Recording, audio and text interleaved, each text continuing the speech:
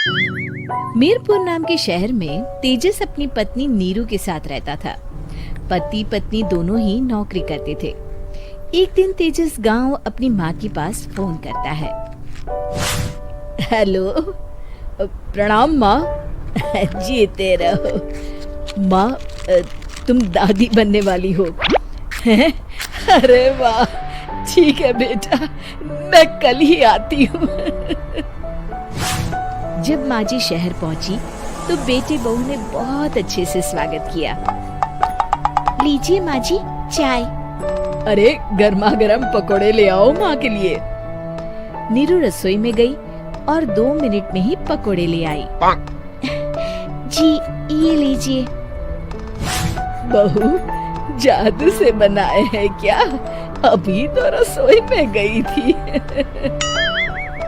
Yummy. माँ जी, शीला रसोई में पकोड़े तल रही है, मैं बस लेकर आई। हे भगवान, मेरा धर्म भ्रष्ट कर दिया तूने। अब तो गंगा जल से शुद्धिकरण करना होगा। दूसरे दिन, माँ जी मैंने नाश्ता बना दिया है, ऑफिस जा रही हूँ। पर अभी तो घर का सारा काम पड़ा है। शीला आती ही होगी, झाड़ू पोछा बर्तन कपड़े वो सब कर लेगी। हमारे जमाने में घर का सारा काम हम ही करते थे। जी माँ जी, आप बहुत होशियार हैं, मैं घर ऑफिस दोनों नहीं संभाल पाती। तो जरूरत क्या है घर से बाहर जाकर चाकरी करने की? वैसे भी घर का काम खुद करने से घर में बरकत आती है, समझी?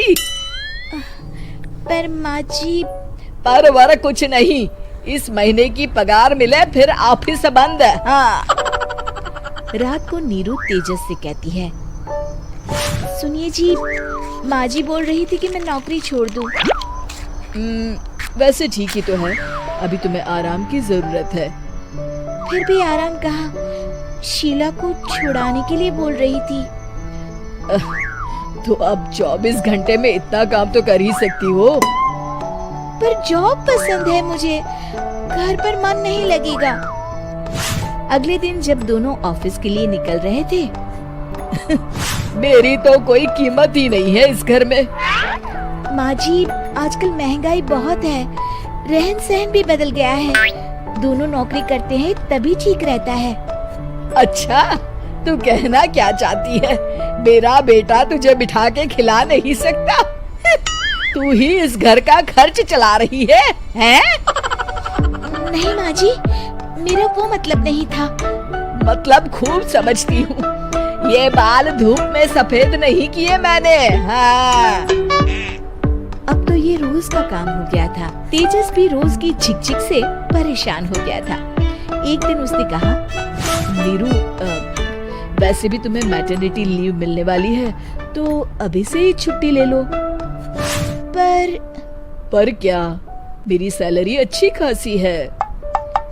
आखिर नीरू ने रिजाइन कर दिया। जब बच्चा हुआ तो घर में सब बहुत खुश हुए। कुछ दिनों बाद तेजस फाइल देख रहा था। क्या हुआ तेजस, कुछ परेशान लग रहे हो? हाँ, वो हमारी जितनी सेविंग्स थी वो तो हॉस्पिटल में और छठी के फंक्शन में खत्म हो गई है नीरू। और अभी वैसे मंदी चल रही है तो मैं बोल रही थी कल मुन्ना को हेपेटाइटिस का टीका लगवाना है। नीरू, क्या पोस्टपोन नहीं कर सकते? नहीं जी, बिल्कुल नहीं। अब तेजस को समझ में आ रहा था कि उससे गलती हुई है।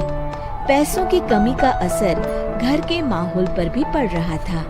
अगले दिन, बेटा मेरा चश्मा और ये दवाइयाँ ले आना, पर्चा देते हुए माँ जी ने कहा। जी। तेजस, मुन्ना के लिए दूध का डिब्बा और डायपर भी ले आना, और ये किराने के सामान की लिस्ट है, इसे भी लाना है। तेजस गुस्से में लिस्ट मरोड़कर फेंकता है और चिल्लाता है, पैसे क्या पेड़ पर उगते हैं?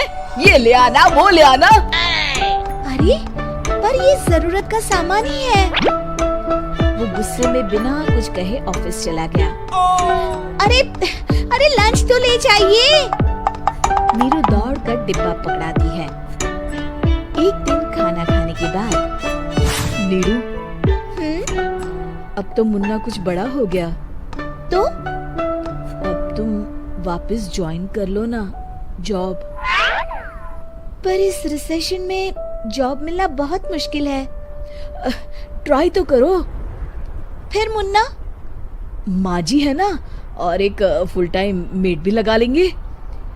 पर माँ जी, उन्हें तो पसंद नहीं। तभी माँ जी वहाँ आ जाती है और प्यार से नीरू के सर पर हाथ फेरते हुए बोलती है, अब मेरी समझ में आ गया बहू, पहले के और अब के समय में अंतर है। तुम काम शुरू करो, मुन्ना की जिम्मेदारी मेरी। मेरी प्यारी माँ जी। ये कहकर नीरू उनके गले लग गई। शिक्षा, परिवर्तन संसार का नियम है, हमें भी समय के साथ चलना चाहिए। उम्मीद है कि आपको हमारी ये कहानी पसंद आई होगी। कृपया हमारे चैनल को सब्सक्राइब करें और सभी अपडेट्स के लिए बेल आइकन जरूर क्लिक करें। और हाँ, वीडियो लाइक और शेयर करना मत भूलिएगा। Bye bye.